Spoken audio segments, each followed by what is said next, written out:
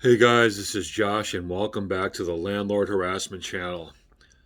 Well, guys, as you know, I'm basically staying off of social media, but I decided to.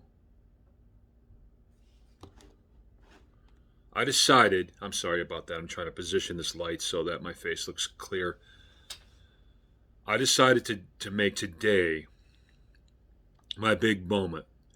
Today's the day that I drop the entire eviction hearing that I went through, thanks to Brooke Farmer, the landlord who harassed me for a year. Today's the day I put the entire eviction hearing on YouTube for every last one of you to hear. And unfortunately, I haven't figured out how to get it onto a YouTube video yet because it's a weird file. But I do have a OneDrive file that anybody with a OneDrive can open. So that's going to be posted below. So you guys are going to get to hear the entire hearing for yourselves. And you're going to know beyond the shadow of a doubt that I've been telling you the truth this whole time.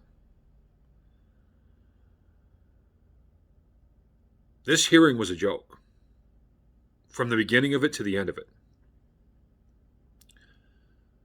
In fact, Haverkamp's case against me was so laughably bad that it really should have been laughed out of court by the judge several times. But because landlords have so much power and pull in this town, the judge decided with them anyway. Now, I'm not going to do a whole lot of explaining in today's video. I will wait to explain things next week as far as different various parts of the court case or the court hearing. I'm just going to let you guys listen to it for yourselves. But I will explain a couple of things. First, you will hear that Haverkamp argue that Haverkamp Properties has ranked up over 20 complaints against me as a tenant. And these complaints came within like a 6-month period. And that's 6 months of the year that I had to live under Brooke Farmer's management. What's conveniently left out is that Brooke was actively soliciting complaints about me in an attempt to rack up complaints about me so that she could have me evicted. I wasn't actually engaging in bad behavior. What would happen is the upstairs neighbors would pound on my ceiling or do a bunch of stuff to make some kind of noise. And after it would go on for a few days, I would either hit my ceiling and yell at them to stop, or I would leave them a note asking them to stop. And every time I left them a note, Brooke told them to tell her about it so that she could log it as a quote-unquote legitimate complaint against me. That's how Brooke racked up these supposed 20 complaints against me. She was actively asking neighbors to complain about me whenever I stuck up for myself in there at all, whenever I tried to fight back against the noise in there at all for any reason. So it wasn't my actual behavior as like a tenant. It was the fact that Brooke was trying to sort of shut me down and, like I said, treat me differently. Brooke has never done this with anybody else. She's never asked anybody else to report about her neighbors, or what, as far as I know. Haverkamp doesn't even get involved when they think people are doing actual bad stuff. Like, I mean, people have reported to them, hey, I think my neighbor's beating up his wife. All Haverkamp, but especially Brooke, will say will just be like, well, if you think something's going on, call the police. They don't get personally involved at all. So the fact that Brooke went out of her way to rack up complaints against me tells you that she was harassing me, okay? She's obviously motivated by a personal dislike for me. But I just wanted to, let me stay on point here. I just don't want you guys to be thrown off by this 20 complaints thing. Because that sounds like, whoa, 20 complaints against this guy. But Brooke was soliciting those complaints, number one. And number two, even if all those complaints were legit and organic, like Brooke wasn't actively asking people to complain about me, what were the complaints about?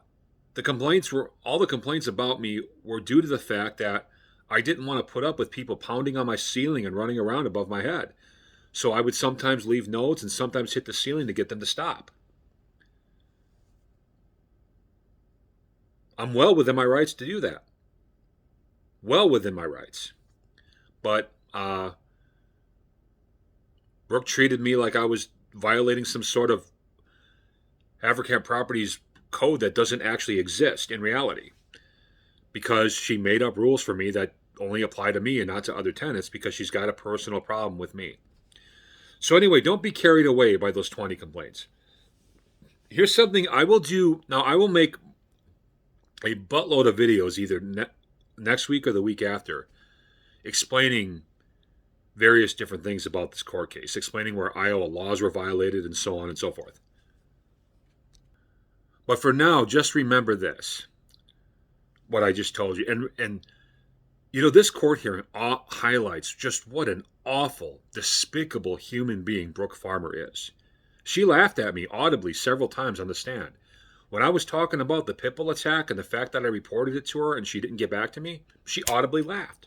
When I was talking about how when the subject came up of when the kids used to live above me and they would run around, you know, her own lawyer asked her, do you have a rule that says kids can't run around in their apartment? And she just busts out laughing. No. Because at that point I was explaining that I was trying to have some peace and quiet and the people were running around above me. But that was funny to her. You know, it's just hilarious to her that I had to put up with that, and that she's having me evicted in court for trying to push back against that. She audibly laughed at me when I was talking about I just want peace and quiet. I wasn't trying to cause trouble. She audibly laughed several times, as did her lawyer.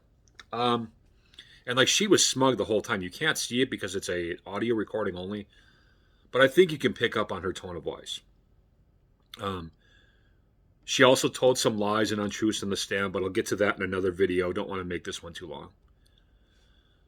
But with that, here's my landlord who harassed me for a year, audibly laughing at me on the witness several times because I was just trying to, I was a quiet paying tenant for 8 years and all I wanted was some peace and quiet from my upstairs neighbors. Apparently that's very funny to her, and it's very funny to her that I couldn't get that, and it's very funny to her that she treated me like I was in violation of my lease for trying to push back against the noise. But you're going to hear her in her own words and in her own voice. It's linked down below. Brooke Farmer, you're done.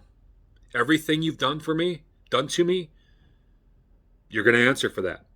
Everything, ignoring me when I got attacked by that pit bull, you're going to answer for that. Bothering me, using your landlord powers to harass and bully me and make rules for me that don't apply to any other tenants except me, you're going to answer for that. This is the beginning of the end for you. This is the beginning of the end for your career, probably your reputation. And that's it. You are done. I'm also going to be submitting this hearing to a whole lot of people that you don't expect me to. So, Brooke, you're not going to get fired tomorrow. I know this. But this marks the beginning of the end for you.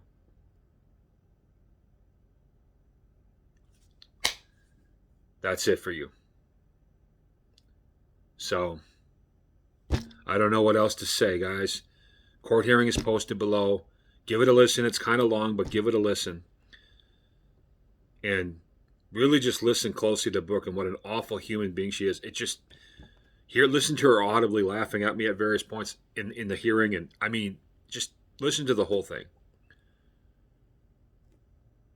Here you guys go.